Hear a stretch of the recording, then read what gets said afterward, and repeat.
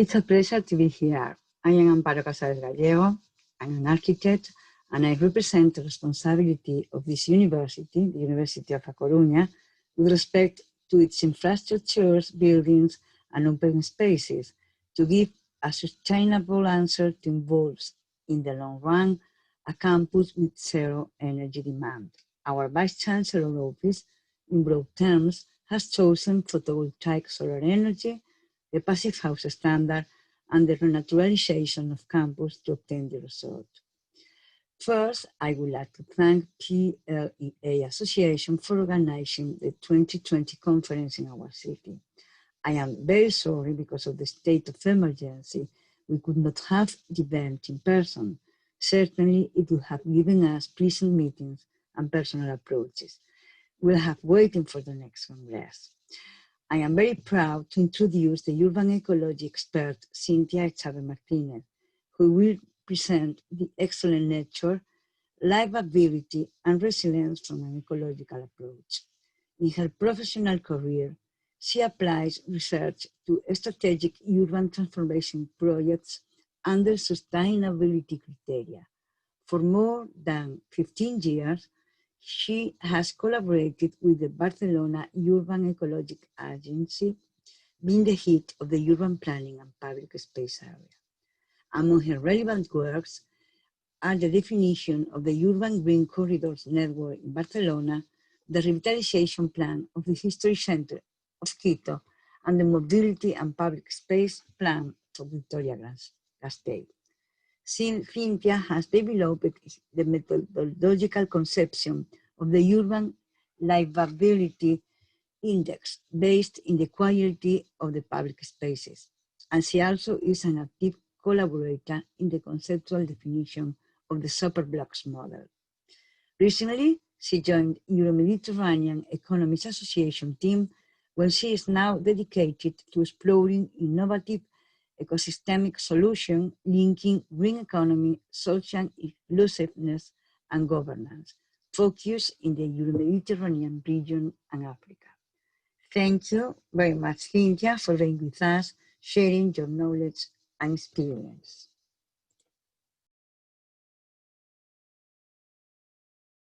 Good afternoon to everyone. My name is Cynthia Echave. I am an architect and I have been specialized on urban ecology topics. So I'm very glad to be here with you and to exchange some thoughts after the presentation in the plenary session.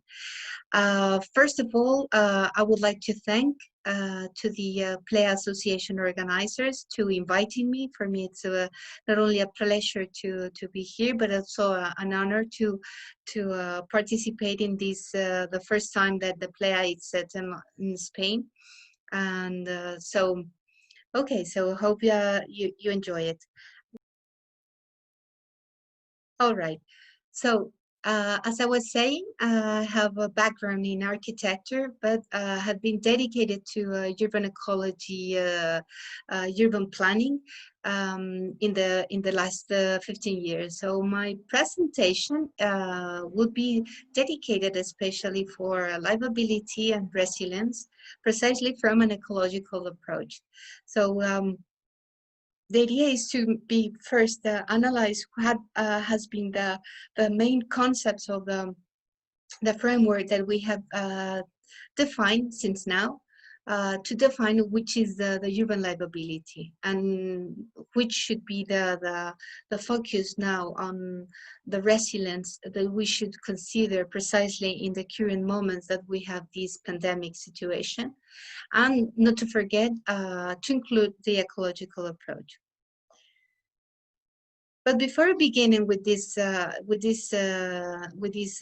topics, I would like to begin making a reflection about this the concept of the symbiosis, because it's as definition is a relation between different types of species that each one provide each other the conditions and or the functions necessary that allow them to continue their existence.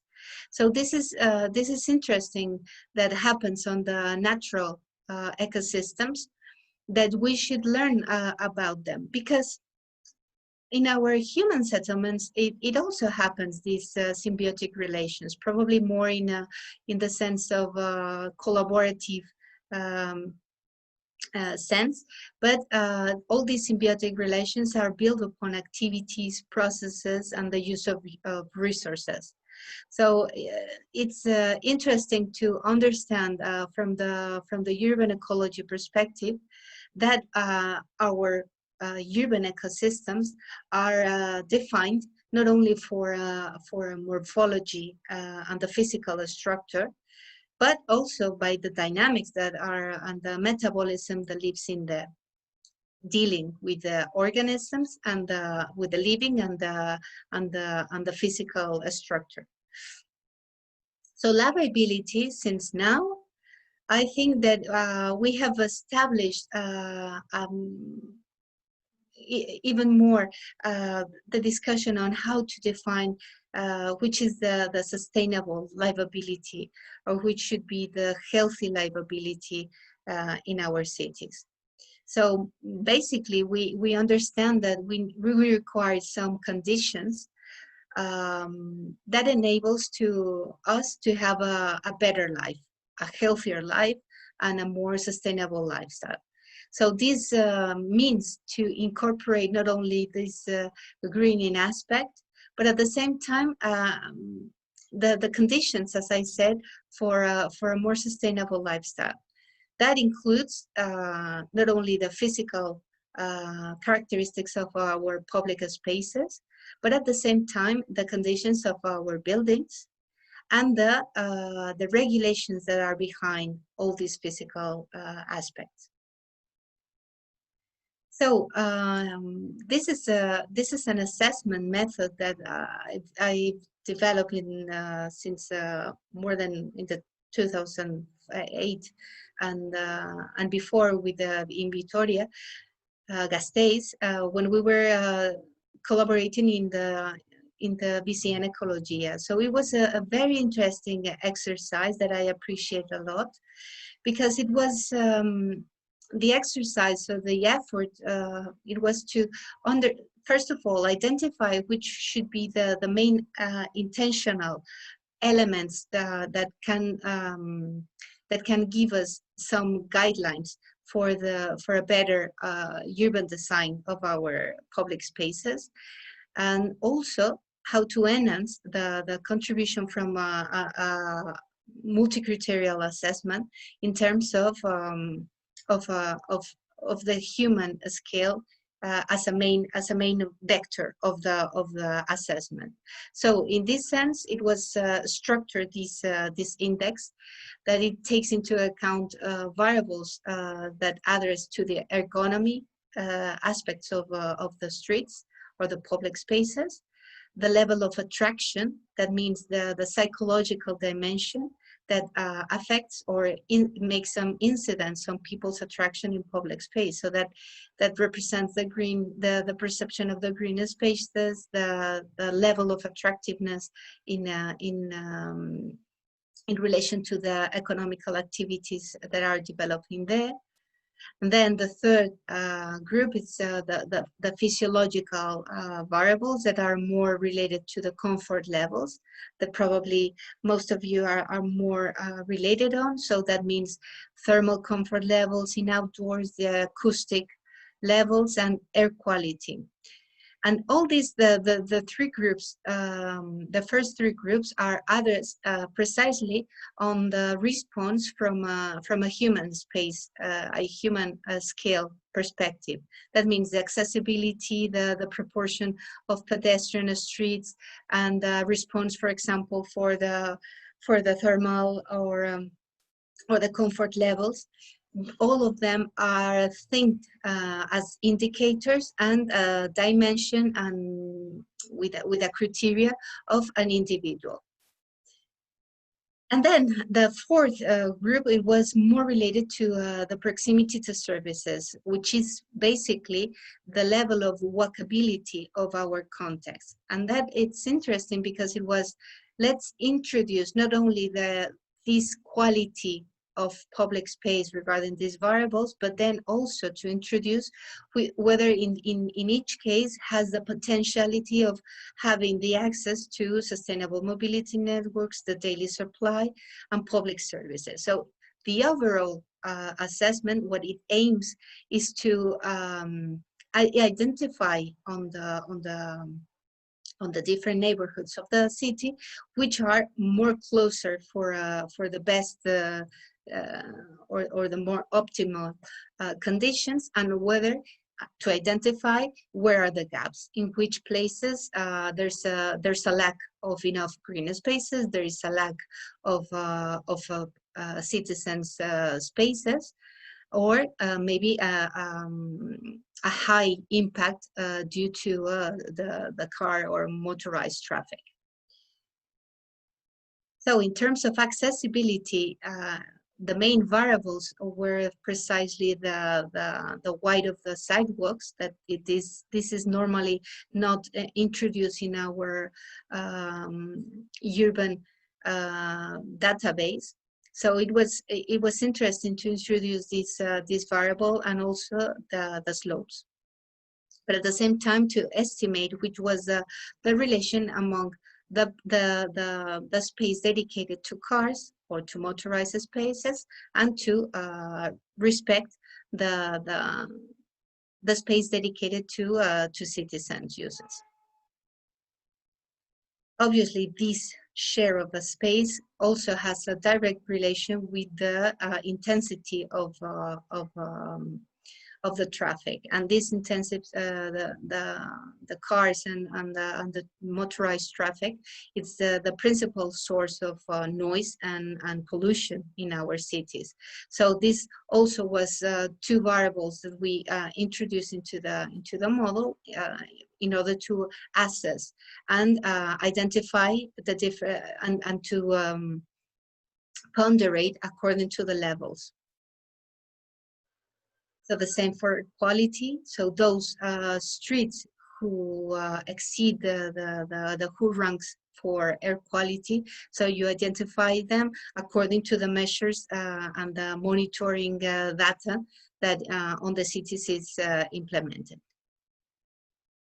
Then another variable interested to incorporate into the model was thermal comfort. So in this sense, what we worked it was to deal obviously with the radiation balance that we have potentially in a street according to the site. So we can establish whether the latitude and the incidence, the radiation, the potential radiation during the year. Then obviously the morphology gives us the orientation and the potential reception of these and absorption of these radiation into the different materials. So according to the vegetation presence, that means trees, and the characteristics of the materials in pavement, so we were able to identify potential number of hours in comfort levels of the streets and the urban morphology. Then regarding for the psychological attractiveness that we have, I mean, it's not the same when we have a street and without any visual relation or interaction with in the first ground. So it's important to maintain some activity around this first floor, or the ground floor, sorry. So the indicator consider not only the density, the allocation of stores, facilities, public facilities, or any type of activity in ground floor, and identified not only the number, as I said, the density, but also how much different were from these the type of activities. That this also give us the idea of how much diverse is the activity, and this diversity also, it's another factor that potentially you can have more different types of collective different types of people interacting in the same place. It's not the same that we have the same activity, that we can combine schools, stores, offices in the same place. Also, the in sense of the walkable potential that you have in an area that it's linked with this livability aspect is proximity to sustainable mobility networks. That means that it is important to assess and to introduce whether the distance of each individual they have to public transportation or bicycle infrastructure. So in this sense, the indicator focus only in those potential services that allow you to avoid using the car. So bicycle lines, parking places, public service, bus networks, and also depending on the size of the city, or if we are talking about metropolitan areas, at the same time, the subway or high capacity transports. Another aspect dealing with the livability is to have proximity to daily supply in a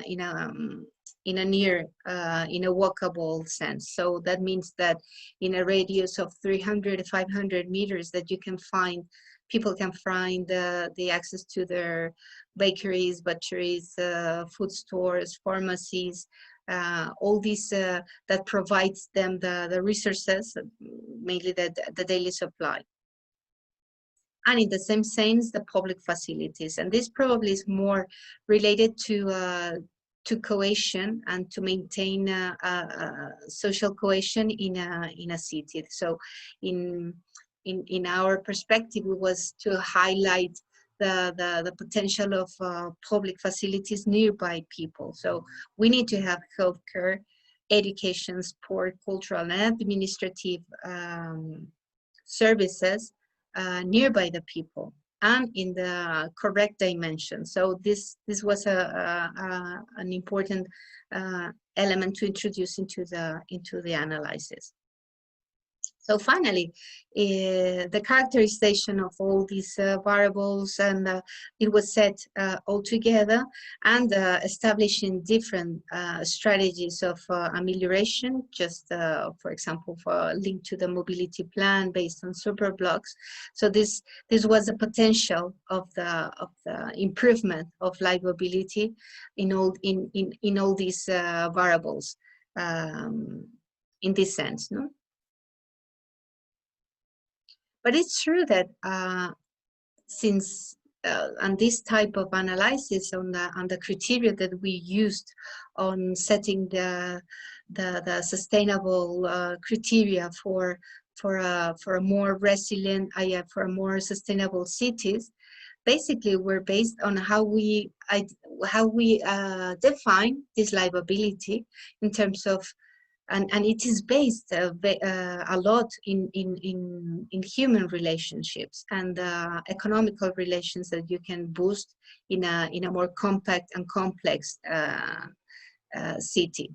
So all these elements were based on the criteria of enhancing social cohesion and a better and different conditions in the indoors and the outdoors, but finally to maintain this equilibrium among this dichotomy among the private and the public dimension and the individual and the collective dimension that happens on cities. So since now we can consider that the urban livability concerns were focused basically on mobility, how to switch the mobility behavior in our cities in order to have a more human scale dimension in our cities, in order to tackle noise pollution and improve the quality of air, to avoid or to tackle gentrification. It means more in the sense of the speculation from real estate. But also to other measures to tackle poverty and social exclusion. So all of these concerns at the same time enhance and identify that cities have a key potential as an economical motor. are a key element for innovation capacity and for knowledge transferring, and that they can build a strong collective sense, precisely basing on collaborative and co-creation initiatives. So which are the livability opportunities that we have been addressing since now? It was, okay, how we can improve our urban morphology through a urban context more compact and more complex, how to increase the pacified and cities and people-oriented public spaces, how to reduce these inequalities, to reinforce the local economy and increase a more sustainable city based precisely on not in the use of resources, but in the competitiveness of in a green economy aspect. So since then, I think it was a clear idea on how to address the different measures, and I think a wide number of cities have initiated this roadmap in the recent years. But now happens the pandemic, and this not only stops the economy, that it's probably the most the thing that will maintain more on time, part of this shock, but also make us to not only to make a response punctually in this moment, but to think about how we have to introduce and mainstream this experience in order to adapt our urban design and urban planning codes, that what we have been defining until now, because certainly post-carbon cities are making a change and are introducing another factor of a limiting factor. So the question is how these post-carbon cities can ensure to be resilient to uncertainties over time. Because even though that during the lockdown, we see the potential benefits of not circulating cars, not, I mean, the reduction of emissions was amazing. So these benefits that we actually we see, but it was in respect all this pandemic and health and sanitary emergency. So we think we need to incorporate, and it's urgent to introduce the resilience in our mindset. So as a definition, resilience is the capacity of a city for preventing, withstanding and recovering from hazards and shocks. And this could be consequences from climate change, like natural disasters, but also sanitary emergencies as the one that we are living right now. But it's not the first time. So if we take, and most of you will agree with me, and has been taken and cited in different ways, but we have faced different episodes of huge and important pandemics on history. One of them was precisely on Venice, in 1630, that it was the Black Death pandemia that actually was very, very severely affecting the population. An important percentage of the population of the city was infected and died. So this affect at the same time the way the architecture has and some elements adapt in that moment. Then let's not forget that all the urban planning movement that became after Cerdà's plan. Also, the starting point comes precisely by a hygienic fundamental or an hygienic motivation. So the catalyst in most of these disruptive moments of architecture and urbanism also has been related to health. So it's true that on the recent years we have more awareness about healthy cities, but probably was more related on one of the most relevant impacts that we have, that it's precisely the pollution. So all these casualties related to pollution was one of the biggest, and put on the agenda a lot of mobility plans to go further. Now the pandemic established a completely new framework, not only that could be an opportunity for these mobility plans, and we will talk about that later, but at the same time establishes a completely new framework for other aspects.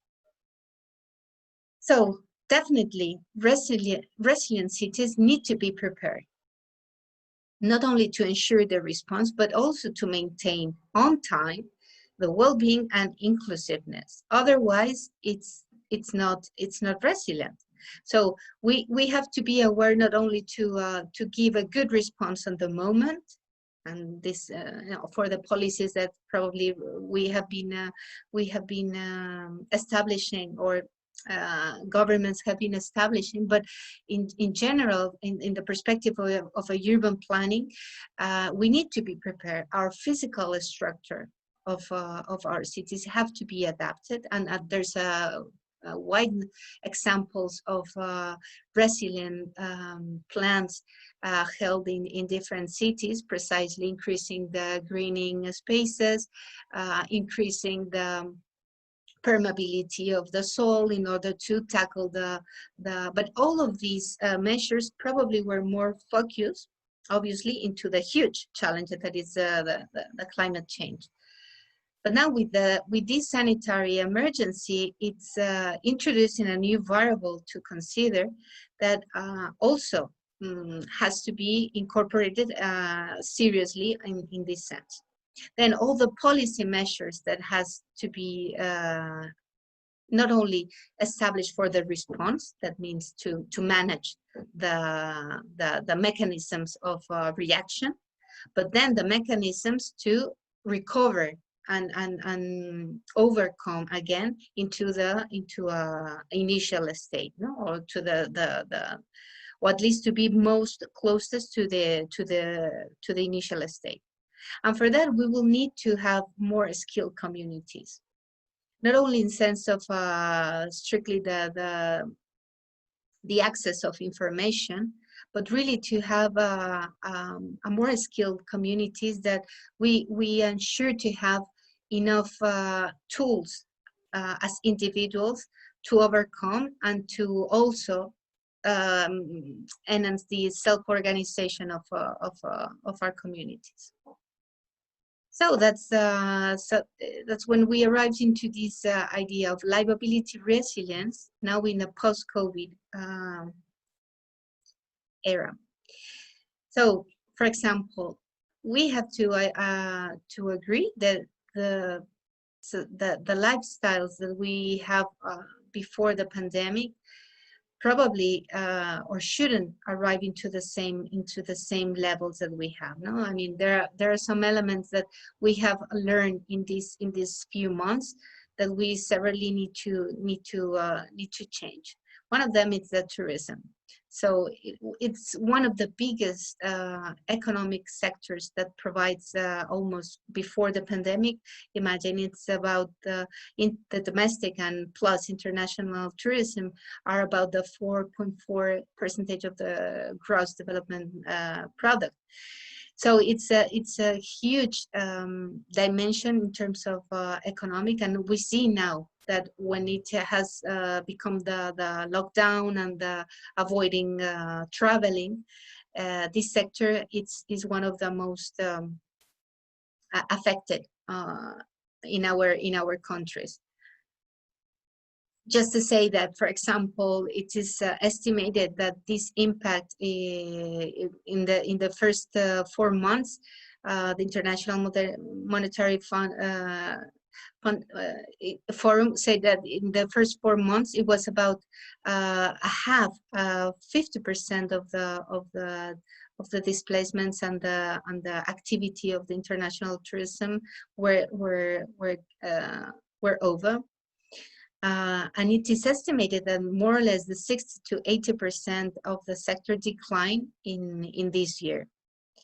Then the scenarios also provide some insights that probably the domestic tourism will recover next year, but the international tourism will recover in more than 2 years. So this is something that we should incorporate and to establish some measures to give a different dimension and a different offer for tourism.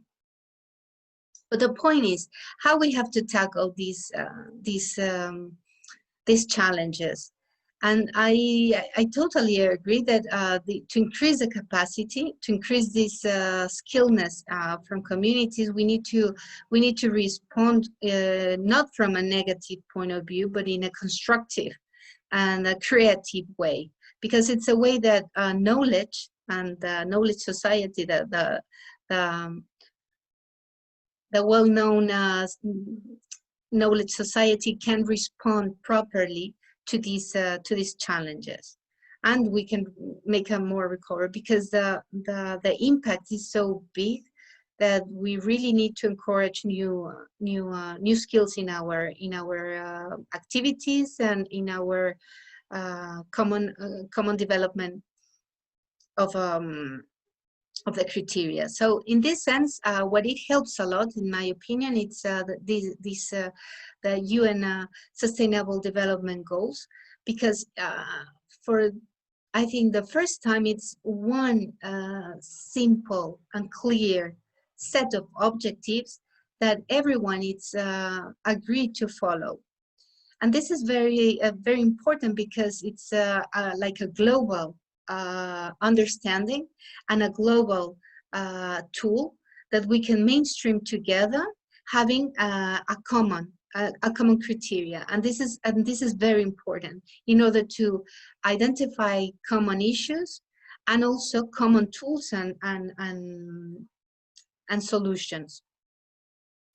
So in this sense, if we take a look into these new restrictions that we have due to the COVID-19 pandemic, so we can see that, for example, physical distancing, this will affect obviously on urban design, but we have to deal it in a positive way. That means, for example, and it's incredible the different measures that all around the world has been taken to encourage the mobility, but the mobility in a people-oriented way.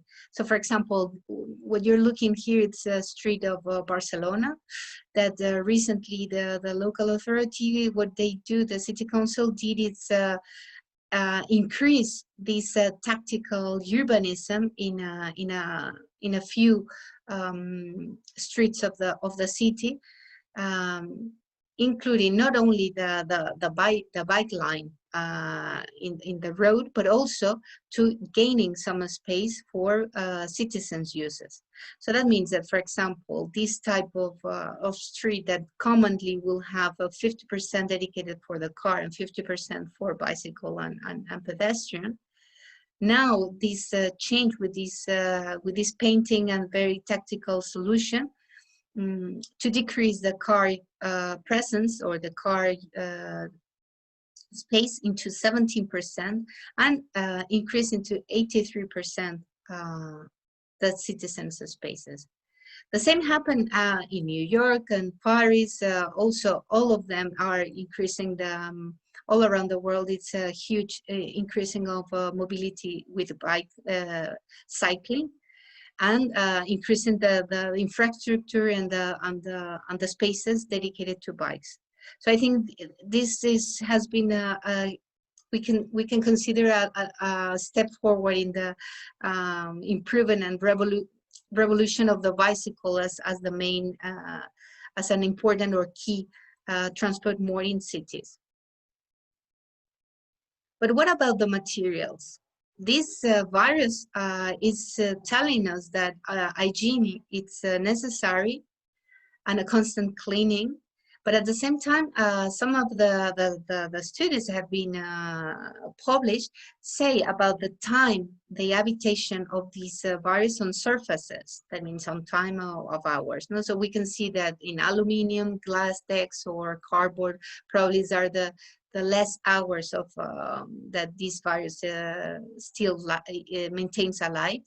But for example, in wood, paper, plastic, it maintains with a huge difference among the other materials. So that invite us to think about some new elements for research and development of materials, especially for innovative construction systems that probably can help to avoid maintaining the virus on the atmosphere or in the indoor or outdoor spaces. And also has an incidence on all these packaging, for example, not only regarding this habitation time of the virus, but at the same time, this increasing hygienic aspect that we are experiencing right now. No? So it's true that it all of a sudden the delivery has increased. So all the things that avoid people to go into the stores has increased the e-commerce. So all the packaging, it's essential to address it in a more sustainable use of materials and recyclable materials.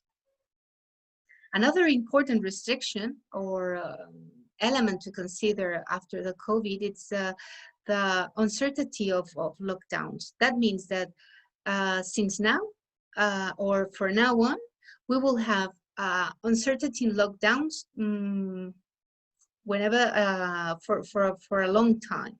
So that means that we need to adapt to this, and digital solutions will help us to adapt into these uncertainty lockdowns. But we require to establish new legal frameworks to identify these digital not only identify the digital policies, but which should be the framework to address. Because we're talking about e-schooling, smart working, but also to access some services like healthcare when it is not essential to go to the hospital or to a doctor. And also certain urban services have to adapt its in order to this lower demand or increasing of demand. So this is something that it's completely changing the way you manage or in terms of learning, or the schools, how they manage not only the installations of their buildings, but at the same time the service and the management of their educational plans. At the same time, our spaces and our buildings, we require an adaptation. Adaptation in the sense, for example, for leisure. Now we know that leisure will be something that in some times will be more, will require to be more in a small groups. Then we can, so depending on the wave of this pandemic, we will need to be more locked down or to be a little bit more flexible. So in this sense, we require to be capable to establish these community spaces or adaptive spaces that we can allow certain sociability. I think in this pandemic, we experience a lot the use of our roofs, the rooftops of buildings, and it is potentially a place to experience and to explore more.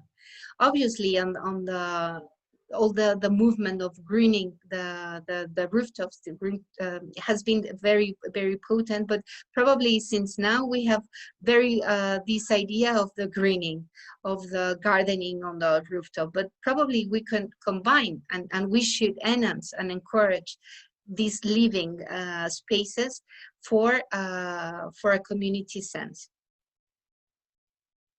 Also, the impact on housing is something that we should consider as architects and urban planners, because the design codes should be reviewed and to check how we can adjust our housing in terms of quantity, quality, and affordability, because we also has more or less identified that those neighborhoods with more overcrowding housing obviously have a more increase of cases of coronavirus infections. So it's important to mainstream this also into the architecture code design, and to establish a better distribution and a flexibility again. And there was a concept about flexibility, but we have to enhance and to give it more relevance. And another aspect could be even that the food supply, it wasn't so the main restriction, but could be an opportunity to set this resources supply in a local scale. So that means that this crisis can be an opportunity to promote the responsible consumption by one side, but also to introduce these self-production mechanisms or self-sufficiency, like urban gardening, or increasing the collective management of these community spaces, for example. So the solidarity was something that I think we experienced in most of our cities. So this collective sense has to be enhanced, and the opportunity to take about this experience and a starting point for a behavioral change and to increase social cohesion in our communities. And last but not least, to guarantee the access to healthcare. This is probably one of the basic conclusions that we have all countries learned from this terrible episode, and we must guarantee this access in a proper way. So the aspect of the ecological approach is mainly what we can do, not only for a quick response and a sustainable or resilient overcome of these shocks, but it's also how we respond in a sense in more current way with sustainable targets and to this ecological point of view. So in this sense, the climate change has to be put on the table, not to forget, because we were acquiring a very important policy response, or at least more conscience and awareness regarding the climate change. So we must not forget, because behind the pandemic, this is the huge and the most relevant challenge that it is behind this. So the economical recovery should be an opportunity to strategies for to address strategies into a greener solution. And now it's when we should also think about not only the very urban context and the cities, but what happens to the rest of the territories. It's important to see that what happens on cities has a tremendous effect on the rest of the territories, not only because of the dependence we have in terms of job creation and economical concentration, of the reach of the wealth concentration in cities, but then the impact they have on the resource and supply, and at the same time where allocate the waste management. So it's important to have also to address holistic approaches, gathering the concerns from the urban, but also from the rural. And this is relevant because until now we have been very, very focused on cities or in urban context, and we need to define at the same time which are the elements to introduce into the rural areas, because it's not the same as the urban. Sorry. So in this, we must remember that for example, the waste management is one of the crucial aspects, because this greening economy, or to make more a greener economy, has to pass for a more circular use of our resources, and to reduce the waste that we produce, especially from the plastics. We know that right now, one of the main hazards that our oceans are having is precisely for this wide range of quantity of plastics in the surface, and it's not only this pollution. It's decreasing our biodiversity, so it's relevant to not to forget this, because all these pandemic and all these hygienic restrictions at the same time is provoking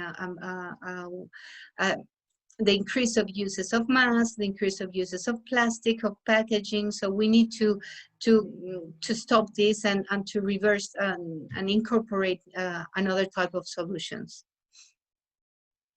But coming back about this, the relation about the urban and the rural, so it's important to think about this equilibrium among these different types of territories. Why? Because it's true that we have constantly saying that most of the population will live on, or right now more than 50% of the population in the world lives on urban context.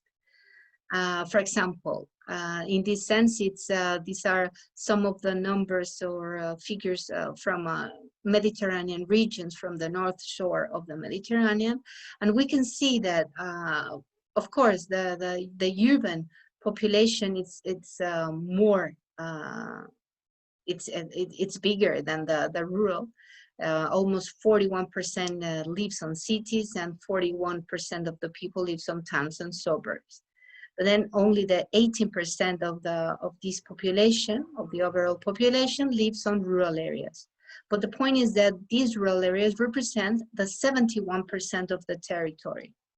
And it's important to have precise mechanisms to manage these territories, because precisely as they are small communities, they don't have enough enough structure to handle and to manage all these territories. So commonly it's managed more in a sense from a wider, a more globally point of view, or probably more in the sense of a service for the big cities.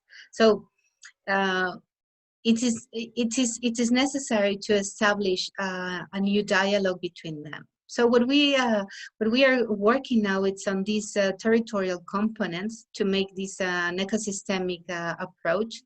And what I am more interested, it's about how we can address these livable ecosystems into regarding these three elements. No, so we said that an ecosystem is made of a physical structure with a set of organisms that live in there, and the processes that establish the relation and the metabolism among these. So here comes the social and the economics of each context.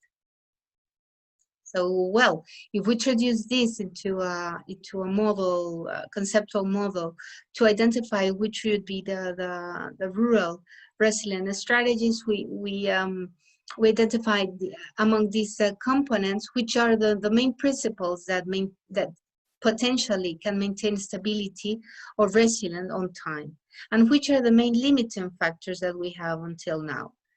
And then regarding to this, which are those main variables or indicators that could help us to address a more resilient rural area. So that means that if we try to define what would be the rural livability, so we can see that the main concerns, it's that these are areas with a high depopulation. They are losing population. There's a strongest risk of poverty and social exclusion, especially on Mediterranean countries. And obviously there's a limited access to basic services that probably is one of the factors that makes provokes this depopulation. Obviously, it's a more or less diversified economy, respect the cities, and there's a gap, a huge gap on lack of access to technology. But at the same time, we agree that it's the basis of resources provider.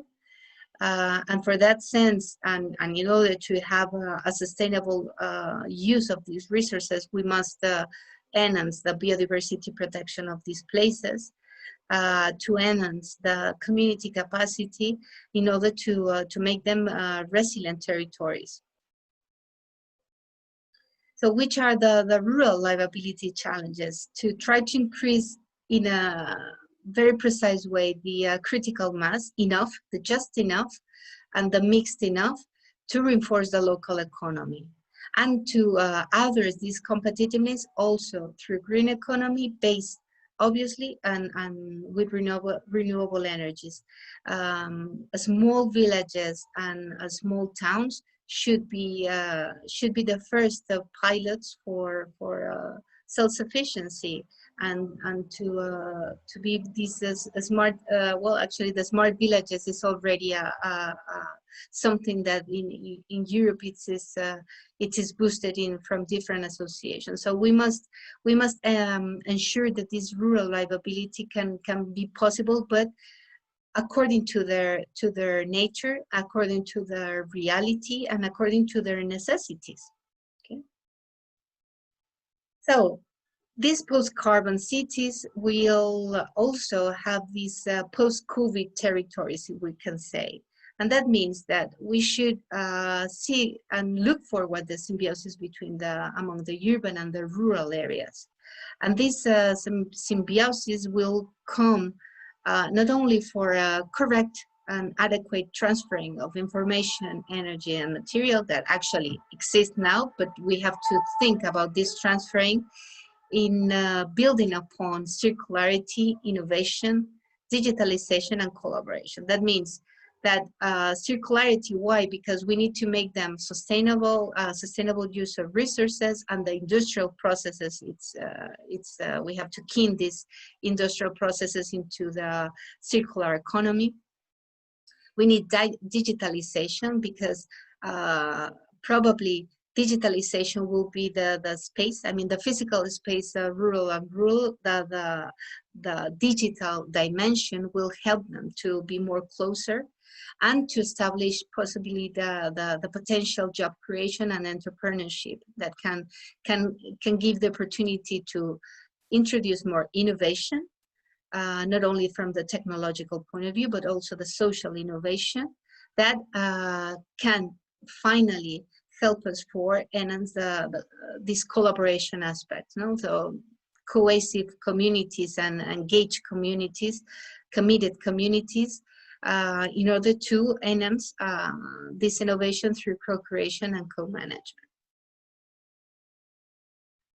So rural areas can become more digital and could increase the potential attractiveness of people to come back to live there, but not without losing the relation of the primary sector, but also to diversify into another activities that could also create a diverse ecosystem of a diverse economic ecosystem there. And on cities, to continue the measures and the strategies that we have been focusing in the last years to increase the greening, to introduce more the nature into our urban context, and more the sustainability through renewable energies and reducing emissions through a sustainable mobility and a better use of our resources. And also digitalization will be a key aspect that will help us to adapt on the situations and circumstances. So with this, I would like to thank you for your attention, and I will be very pleased to have your opinions and your thoughts during the plenary session. So thank you very much.